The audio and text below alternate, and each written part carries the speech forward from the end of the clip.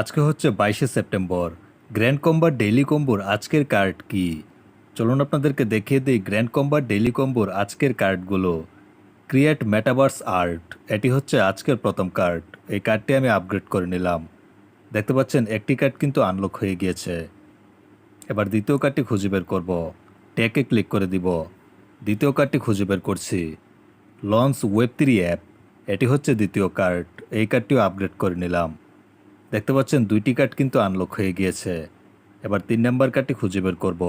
ভিডিওটি ভালো লাগলে অবশ্যই একটি লাইক দিবেন এবং কমেন্ট করে জানিয়ে দিন ভিডিওটি কেমন লেগেছে আপনাদের কাছে। লিগালে ক্লিক করে দিব। 3 নাম্বার কার্ডটি খুঁজে বের করছি।